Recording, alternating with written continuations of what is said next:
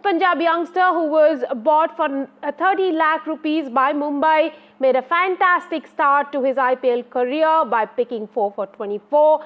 In the end, a collective batting failure by KKR helped Mumbai notch up 8-wicket win in the first the first of the season for them. I'm joined at this hour by senior sports journalist Akash Dasgupta to talk about the entry of these youngsters and how they have been dazzling on the IPL scene. Akash, yesterday we saw this new Punjab fast bowler, as one will call him, because he's been from the Punjab pool, recruited by Mumbai and through their very good scouting system. Tell us a little bit about what you saw of him. Does it remind you firstly of Jasprit Bumrah, the way he came in through the Mumbai ranks?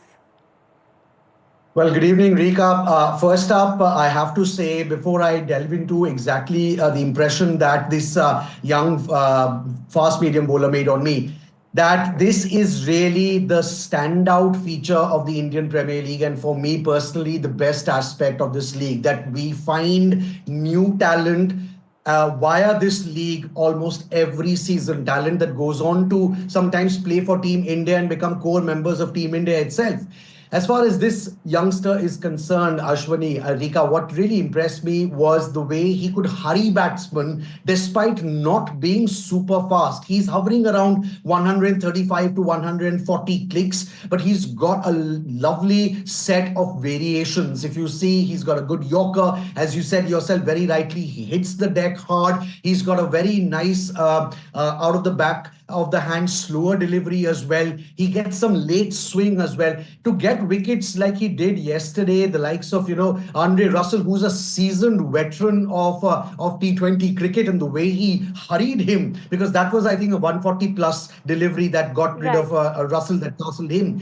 So the way he hurried Russell and the way he troubled these KKR batters, that was beautiful to see. What's really fantastic is that he, even though he later, admitted that he was really very nervous, and so nervous that he had to skip lunch. He couldn't keep anything down. So he had to skip a meal before this match. But it was fantastic to see the confidence that he brought to the table.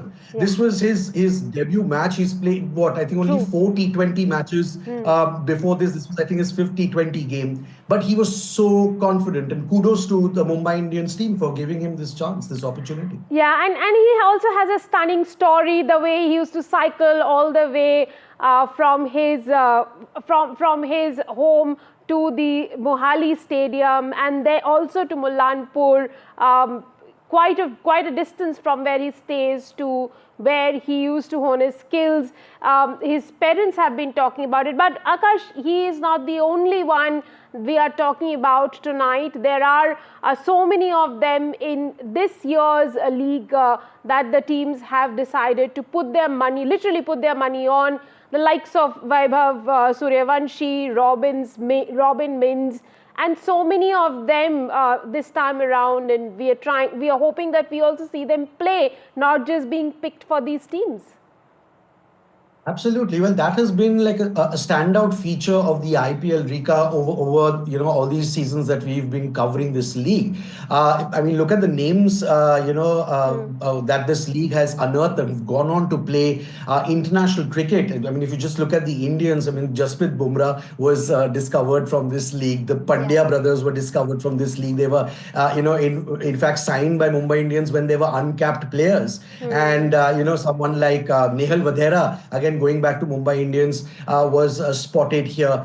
So this is a standout feature of the league, and it's fantastic to see the way that these players are zeroed in on. Because let's admit it, in India, cricket is the #1 sport in terms of what the youngsters want to play. Yes, football is making certain inroads. Yes, there are other Olympic sports that are making inroads. But at the end of the day, if you conduct a spot poll, and if you ask 10 kids what they want to play, at least 7 or 8 out of them will want to say that they want to, play cricket. And as things stand right now, most of them will want to become batsmen, and not bowlers, because, bowlers are smashed all over the park.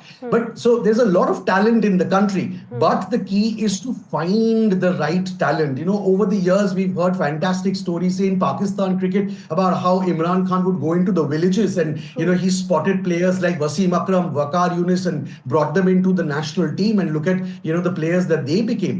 So you have to give a lot of credit to the scouting network of these teams. Mumbai at the very forefront, of course, but then other teams, of course, who've also stepped up their game.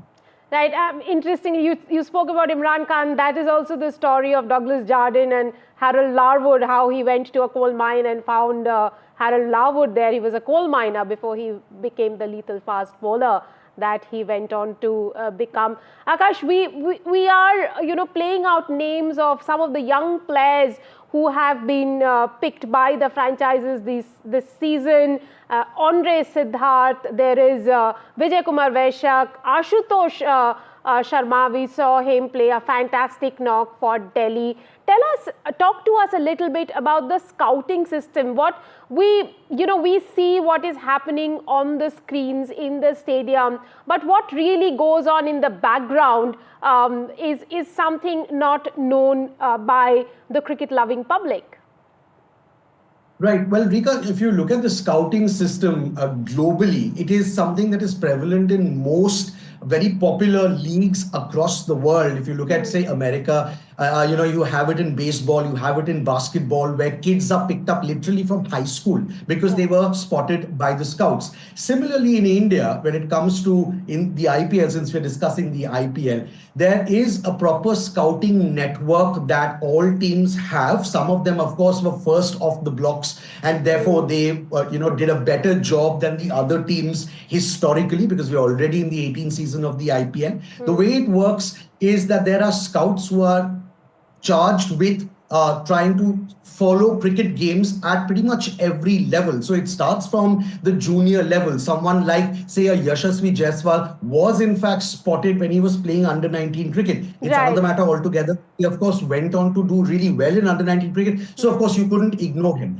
But then there are, above the scouts, there are also people who the teams put in charge. So, one fantastic example is of a gentleman called Malolan Rangarajan. He's played domestic cricket for Tamil Nadu. He was, in fact, one of the captains of Tamil Nadu cricket in domestic cricket. He's also played for Uttarakhand, who was made the head of the scouting network of the RCB franchise. And he later went on to become, I think, head of scouts for the RCB women's team as well. And he talks a lot also about what goes into spotting very, very young talent. Because if you see the trend that is emerging, what is happening is that earlier, teams would pick up ready-made, fully baked players, players who were ready to be now they pick up a lot of players at the development stage. And that brings me to this question of how then Akash does a Vaibhav Suryavanshi gets paid a lot more than someone like Ashwani Kumar,